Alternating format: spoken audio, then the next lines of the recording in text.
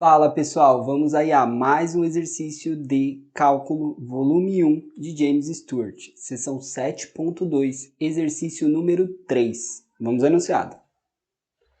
Calcule a integral. Integral de 0 a π sobre 2 do seno a sétima de θ vezes o cosseno a quinta de θ dθ. Tá? Bom, então analisando aqui, temos que utilizar a regra de integral trigonométrica, tá? Temos aqui potência ímpar, potência ímpar. Então, podemos usar a regra de potência ímpar, tanto para o seno quanto para o cosseno.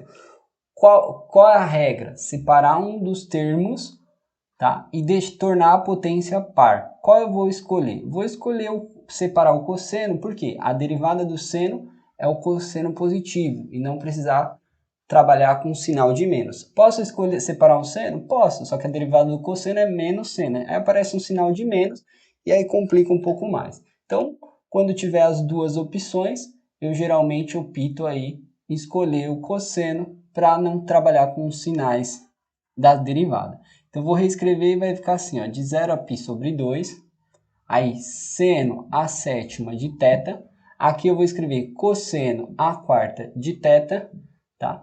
Vezes o cosseno de θ dθ. Agora esse cosseno, a quarta, eu tenho que escrever em função do seno, tá? Como que eu posso escrever isso aqui em função do seno? Reescrevendo mais uma vez, eu tenho integral de 0 a π sobre 2, seno a sétima de θ. Esse termo aqui eu vou escrever como cosseno ao quadrado de θ ao quadrado vezes o cosseno de θ dθ.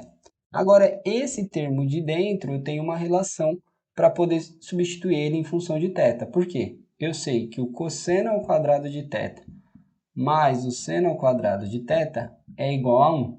Então, eu sei que o cosseno ao quadrado de θ é 1 menos seno ao quadrado de θ.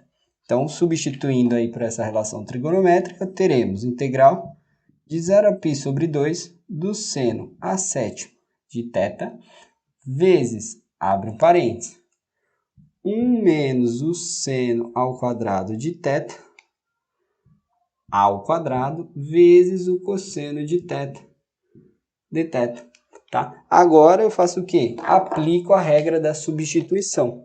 Vou chamar o seno de θ de u. Então eu tenho que u é igual ao seno de θ. du, portanto, vai ser a derivada do seno, cosseno de θ dθ. Então, todo esse termo aqui ó, vai ser du. Esse termo é u, esse termo é u. Só que aqui é uma integral definida, tem limites. Se eu quiser, eu posso substituir os limites de integração. Aí eu não preciso voltar na variável θ. Como eu faço isso? Ó? Eu tenho θ zero. Quando o θ for zero, o u vai valer o seno de zero. E o seno de zero é zero.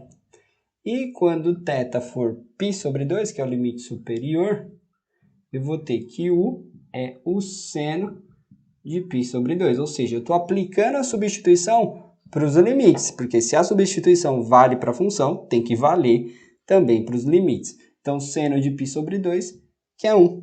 E como fica então a integral? A integral fica integral, os novos limites de 0 a 1, onde era o seno ficou 1, u elevado a sétima potência, vezes, abre o parênteses, 1 menos, onde era seno de θ, virou u ao quadrado, tudo isso que estava ao quadrado, e onde era cosseno θ dθ, virou du.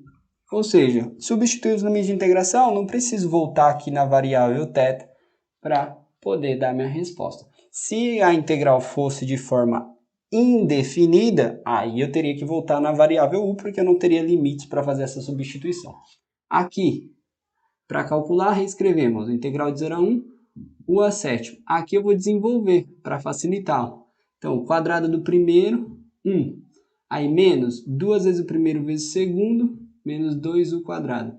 Mais o segundo ao quadrado, u a quarta. Tudo isso du. Agora aplica a distributiva aqui. Integral de 0 a 1, u a sétima vezes 1, u a sétima, menos U à sétima vezes menos 2U ao quadrado dá menos 2. U à nona, somos expoente. Aqui mais U à sétima vezes U à quarta, U à décima primeira. Tudo isso integral de U. Então, integrando agora, integral de U à sétima, U à oitava sobre 8, menos integral de 2U elevado à nona, 2U elevado à décima, dividido por 10, mais U elevado à décima primeira é U elevado a 12 sobre 12, variando nos limites de 0 a 1. Todos os termos dependem de 1, o 0 não é necessário substituir, vou substituir só o limite superior. Então fica 1 à oitava sobre 8, menos, aqui posso simplificar e fica 5, tá? Aí fica 1 elevado a décima sobre 5, mais 1 elevado a décima segunda sobre 12. Aqui dá 1 e aqui dá 1, tá? Agora a gente tem que fazer aí o mínimo múltiplo comum entre os termos, coisa. E calcular, ou jogar na calculadora, né? Vou fazer aqui, ó, relembrar para vocês como tiro o mínimo múltiplo comum para fazer, tá? 5, 8 e 12. Para quem não sabe, fazemos assim, ó, pega os números primos e divide, começando pelo menor, que é o 2. 2, 5 não dá. O 8 fica 4, o 12 fica 6. Aí 2 de novo. 5 não dá, o 4 fica 2 e o 6 fica 3. 2 de novo, o 5 não dá, o 2 fica 1, o 3 fica 3. Aí o 3, 5 não dá, 1 permanece 1 e aqui fica 1. E por último o 5. Aí fica 1, 1 e 1. Aí terminou o mínimo múltiplo comum. Agora a gente multiplica 5 vezes 3, 15, vezes 2, 30, vezes 2, 60, vezes 2, 120. É o mínimo múltiplo comum. Então, a gente vai ter lá 120, né? Aí dividido por 8 dá 15, vezes 1, 15. 120 dividido por 5 dá 24, vezes 1 menos 24. 120 dividido por 12 dá 10, mais 1, 10. Então a gente tem 15 com 10, 25, menos 24 dá 1. Então o resultado, 1 sobre 120A. Bom, espero que tenham gostado da resolução. Se gostou, não esqueça de deixar o like. Se ainda não for inscrito no canal, por favor, se inscreva agora e eu vou aguardar você em um próximo exercício. Muito obrigado!